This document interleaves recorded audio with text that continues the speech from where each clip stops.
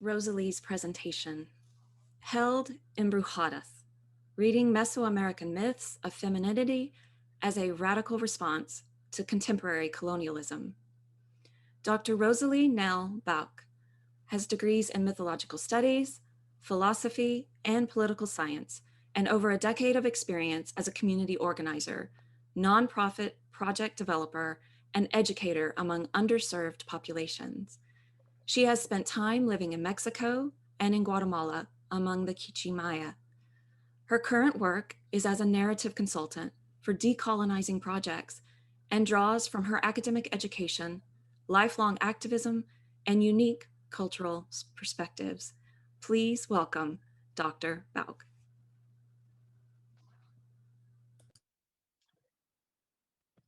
Hey guys, am I on here? I'm having a hard time. Can I go ahead and share my screen? Cool. Okay, let's get this screen share going. I am so honored to start this day and kick off this discussion, which is very important to me and definitely at the core of my work. I promised to do a lot in my description of this talk, and I'm going to do my best to keep to that. Hopefully I can have my slides working in tandem here. So I've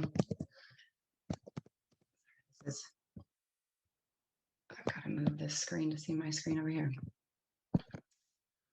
Most important thing to understand about, wait, can you guys see my slides? Give me a thumbs up, Stephanie, if you can see the slide. Right now we're seeing your PowerPoint screen. Okay, oh, it doesn't want to let me go to, well, this might be a little awkward. I'm flipping back and forth. You can just leave it there between that and and reading, so. We can roll with it. Oh, there you go. Now we see it. Okay. Okay, hopefully this will work. So the most important thing to understand about Mesoamerican myths of the feminine is that you will never understand them. Certainly never fully and completely, as we long to do as modern scholars, shaped by that thirst for empirical evidence that we feel is so natural to this intellectual era that we have been born into, that drive that values reason so highly and is so innately skeptical of the ineffable and the divine. We are, after all, citizens of the Great Enlightenment era, governed by the longing, compulsion perhaps to enlighten, to shed light on, to know everything. We culturally revere Descartes, who taught us to identify primarily, solely really with our minds, our rational faculties. And as any student of introductory philosophy, an introductory philosophy class will know, we draw our roots proudly straight up from Plato, who taught us to throw off our shackles that kept us in the cave and come out into the light like civilized beings and know things, know everything. There's part there. A long time ago, and as a young and ambitious student of political philosophy, I became skeptical of these things, of this tradition. So I began to ask, what about the cave? Why were we in the cave to begin with? If we take seriously this trend of honoring old cultures, of rejecting terms like savage, as we do as good scholars, then we also have to question Plato as one of our great Western fathers of thought, and whether he was implying that some people were savages, lesser than others, that those cave people, those dark thinkers, those immersed in the earth people were symbolic of the savage mind. Savage, I'm using obviously like a colloquially here, kind of how they would have used it and how early thinkers did. Now, maybe you are asking yourself, what does this have to do with Mesoamerican myth or goddesses, femininity? Well, to me, it has everything to do with it. And if I'm going to try to show you how Mesoamerican goddesses are in their very existence, the key to decolonizing, I have to try to quickly paint for you how I encountered these dark figures, which was not on the quest for a deeper understanding of femininity. In fact, I had zero interest in goddess studies most of my academic career, and know how I came to know and embrace, ultimately to revere the Mesoamerican tradition and the formation of the feminine within it was because it emerged for me as part of a social system, a set of values that organized the way a society was run, a society that had a built-in values protection against things like toxic masculinity or rule of any extreme, things that we equate with decolonizing that caused colonial to that protection. They have been lost in modern society. And I believe if we understand their stories and tell their stories in a way that honors them, we can bring them back and they can guide us into a more just era. In the next few minutes, I will do my best to share with you a very condensed version of a complex argument I make in my dissertation about how that shift would, and I hope will, allow us to reorient our culture away from patriarchal, hierarchical, colonialist practices and toward a true deep inclusivity.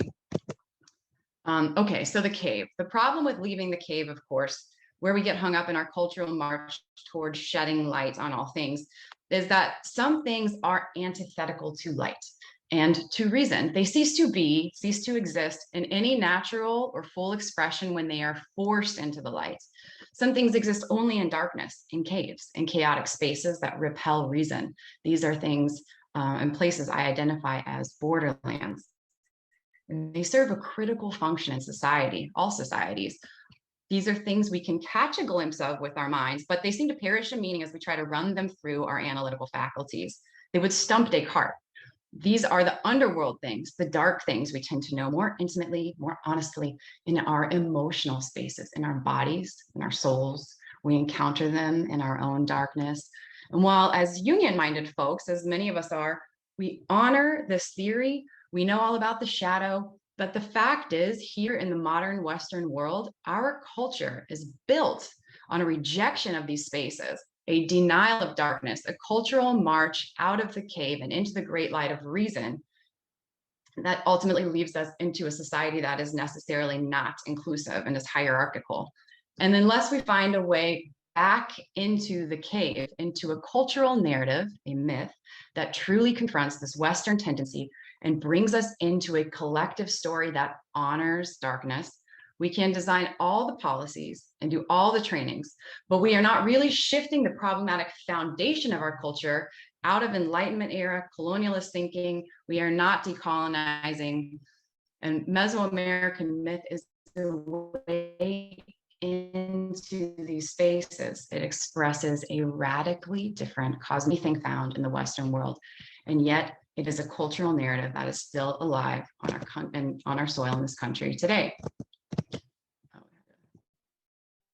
There's a little more on the cave for you for a second.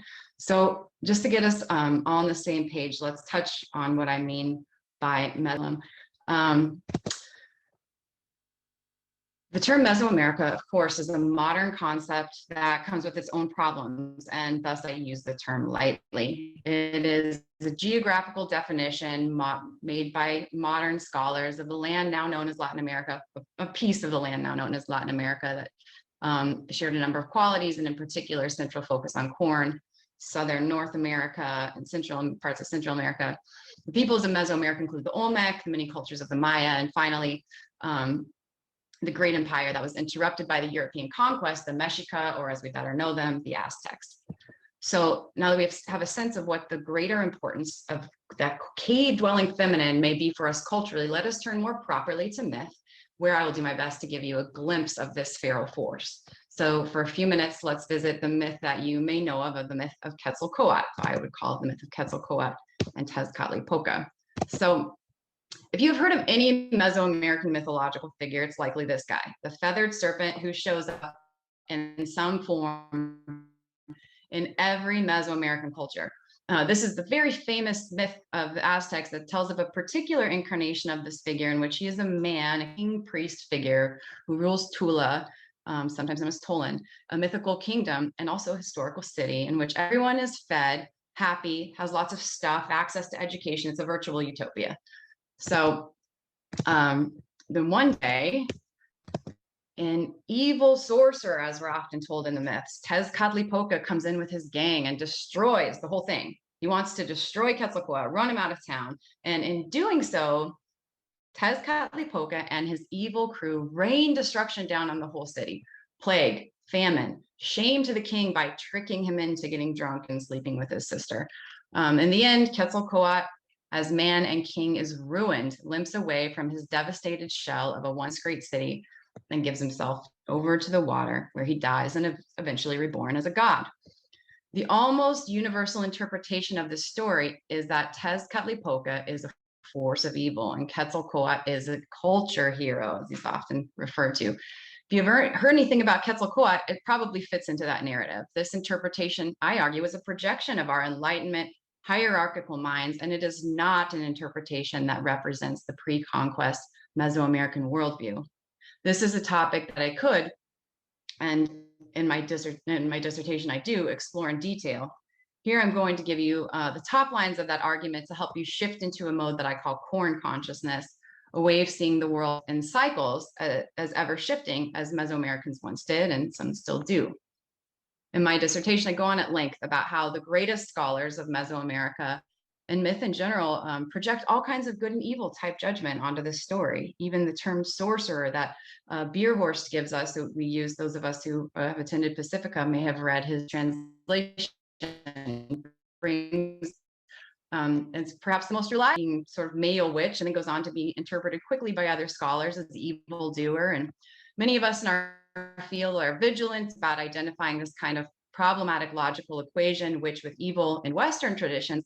But in Mesoamerican scholarship, it's the problem that has not been well addressed. It's still pretty pervasive. So the central problem with that interpretation is simple. Indigenous Mesoamericans don't believe in evil. It is totally antithetical to their worldview. And while a lot of direct information about Mesoamerican myth and ritual has been obscured or processed through Christian and modern Enlightenment type interpretations generally, we do know a fair amount about Mesoamerican philosophy and worldview that's more direct. And so what is well documented is that all pre-conquest Mesoamerican cultures believed the world operated in cycles. It was constantly in motion. That included values and dominating principles. It means that nothing is ever better than another thing. There is no stagnant hierarchy.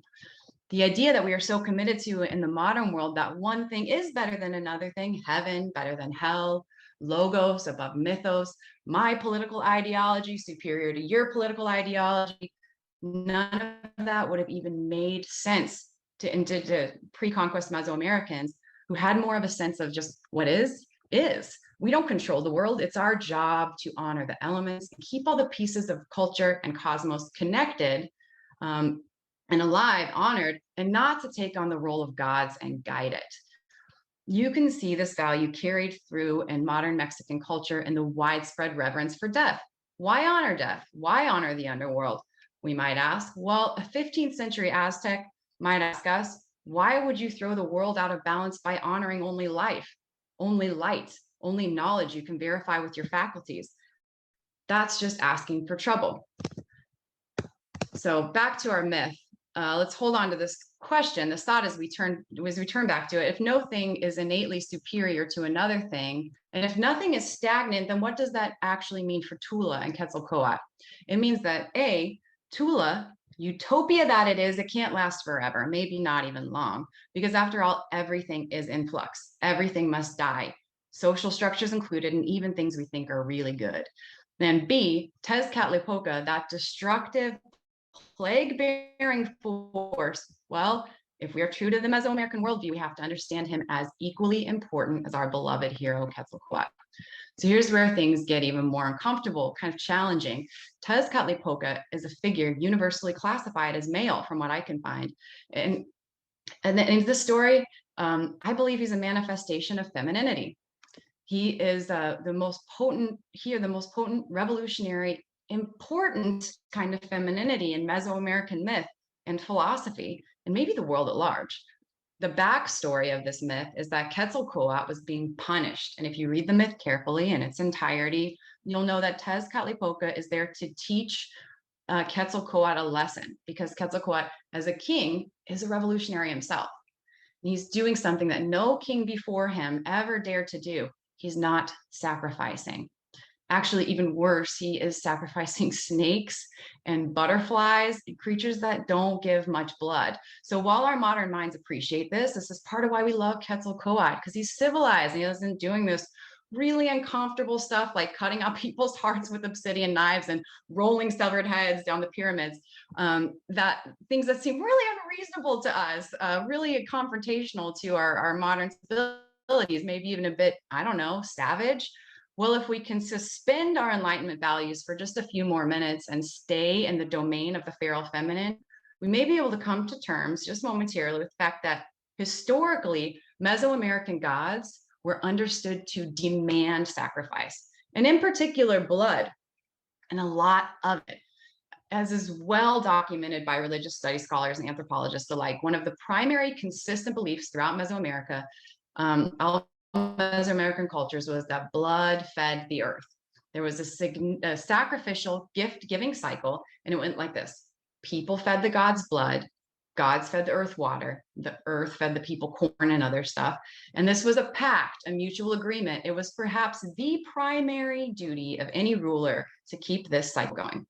So when Quetzalcoatl is sitting here in his world of plenty, and when it comes time for him to sacrifice, he sacrifices a butterfly, which not only doesn't give blood, but is winged, and so falls into a classification of creature that is particularly offensive because it's related to the gods and should not be messed with. It's a big screw you to the gods. It's the Mesoamerican mythological version of the Boston Tea Party. It's hubristic. I don't need your assistance anymore, big guys. Well, a revolution against the gods, the very forces of the cosmos, it's more difficult to get away with than leaving the mother country. And Quetzalcoatl knew it, which is why in this myth we find him suspiciously walled up, like a recluse inside of his castle, never leaving, hiding, it seems to me, from Tezcatlipoca, the great reconciler, who's his brother, by the way, whom he knows will inevitably come. And Tezcatlipoca enters Tula, shape-shifting from a man to a god, to a force of nature, to an old woman with tortillas. But in every form, he's a manifestation of one type of energy, that destructive, corrective feminine energy. This is an energy that has one purpose: to bring elements back into relation with one another, to start the cycle when it has stopped. In this case, to remind the city of Tula that while they may have everything they want, they have ignored their gods, nature, a classic case of hubris. They have tried to stop the cycle and become master over a natural order of things. This is something that I have found pops up consistently in Mesoamerican myth. It's a masculine ruler, a seemingly content situation or kingdom, an attachment to an order of things, and then an onset of what I call a wasteland. Okay. Is this still sound? It's telling me my internet's unstable. Is it sounding good? You're good. It gets a little choppy, but your Stephanie, is sound's it good? Yeah. Okay. I'm wondering if I can quickly fix that, or if it's not something I can do anything about. Just Yeah, move. I'd say just keep going. Okay. We're getting Okay. Yeah. Cool. Okay.